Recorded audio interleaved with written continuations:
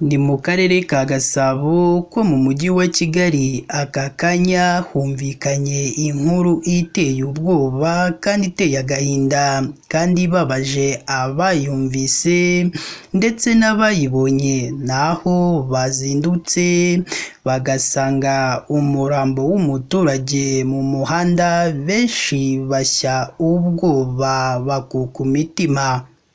Ese uwo wishwe yaba ari nde? Ese byabereye mu kahe gace? Ese ubuyobozi bwo bwatangaje iki nyuma yo gusanga uwo muturage yishwe ubundi akajugunywa mu muhanda? Ese abaturage bo basabye iki ubuyobozi? Ibyo byose rero n'ibindi tutababwiye nibyo tuje kubaramburira mu makuru yacu y'uyu munsi. Niba ari ubwa mbere udusuye, jya munsi y'iyi nkuru urabona ijambo subscribe cyangwa se abone, utukandaho n'akazogera kaza nako ugakandeho. Icyo gihe uzaba ushimangiye yuko ugiye kujya uba uwa mbere mu kubona amakuru meza ya KN Radio tugenda tubagezaho umunsi ku wundi. Reka twitse gato ubundi tuze tubabwira byinshi kuri iyi nkuru ikomeje kubabaza abatuye muri aka karere ka Gasabo ko mu mujyi wa Kigali, bitewe n'inkuru mbi cyane kandi yababaje abatuye muri ako karere. Tubibutse ko iyi yo ari KN Radio.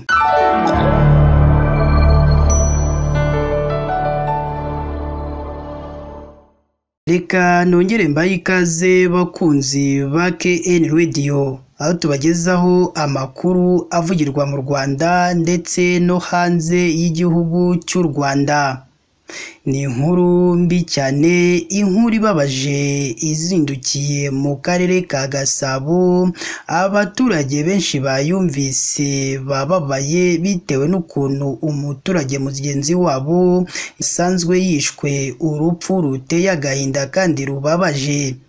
Ibi byabaye mu rukerera rushyira kuri uyu wa gatandatu tariki ya 24 Kanama 2024, nibwo mu mudugudu wa Rebero mu kagari ka Gatongo mu murenge wa Ndoba wo mu karere ka Gasabo, abaturage babyutse bagasanga umurambo w'umusore wakoraga akazi ku modoka itwara ibishingwe yapfuye. Bareba bagasanga yateraguwe ibyuma, bagakekwa ko ari abagizi ba nabi babikoze. Aba baturage ubwo babiganirizaga itangazamakuru bagize bati: twabyutse mu gitondo tubona abantu bashungereye, tuza kureba, tuhageze dusanga n'umuntu bahiciye. Twamubonye yapfuye agarama, ibikomere arabifite ariko abifite mu mugongo. Twabibonye ariko bamubyukije bamuhindukiza, tubona afite ibikomere mu mugongo. Atararwaye se n'ejo bundi ko twaganiraga ari muzima. Yari umukozi ukora kuri izi modoka za Gurundu zitwara ibishingwe hano haruguru ku kimoteri. Umva ko bamutegeye mu nzira baramwica nyine. Ariko ngeze mu rugo mpita numva inkuru ko ahantu haguye umuntu, mpita nza kureba mbona n'umuturanyi wanjye. Kuntu tubisanze dusanze afite ibikomere mu mugongo, niho bamukomekeje, yari yaviriranye. Ngo ndazamutse mvuye mu rugo, ngeze ku muhanda ku gasantere numva baravuze bati Patrick bamwishe. Ntayiwe ntibamwiciye iki? Ubwo manuka gutyo mpurura nanjye nje kureba, koko ndahageze dusanga bamwishe. Bamutemye iki? Aha gutyo bamutemye umugongo.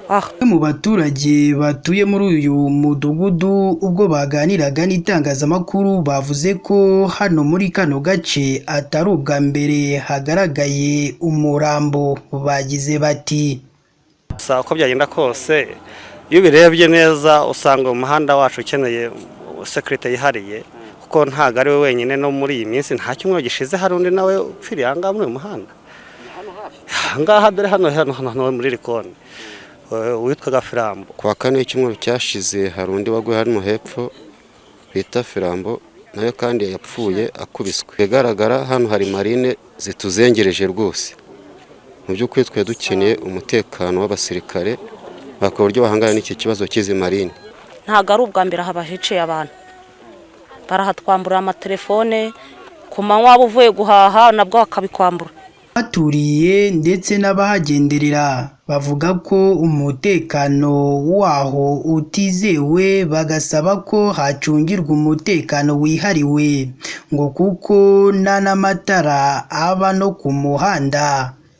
Nta matara uretse se ahantu haba hari ivumbi rimeze gutya n'amatara biragoye, bigaragara ko n'iterambere ryaho nyine birakeneye kwihutishwa kugira ngo n'aya matara aboneke, n'umutekano waho uboneke mu buryo bwihariye. Amatara ku muhanda n'umutekano byadufasha. Ubuyobozi bw'umujyi wa Kigali buvuga ko uwo nyakwigendera bikekwa ko yaba yishwe n'impanuka, nubwo iperereza rigikomeje. Icyo kuba aka gace karimo kurangwamo umutekano muke ni ikibazo kigiye gukurikiranwa. Madamu Emma Claudine Ntirenganya, umuyobozi w'umujyi wa Kigali, ubwo yavuganaga n'umunyamakuru ku murongo wa telefone ngendanwa, yagize ati kugeza ubu ngubu turakeka ko ashobora kuba yazize nk'impanuka, gusa niyo yaba ari impanuka ntabwo turamenya neza ngo byagenze gute. Niyo mpamvu RIB niyo iza gutanga amakuru menshi nimara gukora ubugenzuzi. Ibibazo nk'ibi ngibi iyo bitangiye kugaragara ahantu hatandukanye na RIB imaze gukora ankete ikareba uko bihagaze, byanze bikunze inzego z'umutekano zihita zikaza umurego kugira ngo zirebe niba koko nta kindi kibyihishe inyuma, cyangwa se niba harimo umutekano mukeya kugira ngo bagerageze kugarura umutekano. Twabizeza rero ko nta mpungenge bakwiriye kugira. Uyu nyakwigendera yitwaga Mugabo Patrick, yari afite imyaka 42 y'amavuko, asize umugore umwe ndetse n'abana 3. Ni kenshi cyane hirya no hino mu gihugu hagenda humvikana impfu za hato na hato z'abantu benshi, bamwe bakavuga ko ubugome mu bantu butazashira, nyuma yo gusanga hari abantu bagenda bica abandi ntacyo babaziza ubugome gusa. Ubuyobozi buhora bugira inama abaturage yo kureka ubugome bagahinduka, bakareka gukora ibyaha ngo kuko nta cyaha umuntu yakora cyatuma yica mugenzi we, ahubwo ko abantu bakwiye kureka ubugome. Ni naha natwe dusoreje amakuru yacu y'uyu munsi. Niba ari ubwa mbere udusuye, jya munsi y'iyi nkuru urabona ijambo subscribe cyangwa sabone, utukandaho n'akazugira kaza nako gakandeho.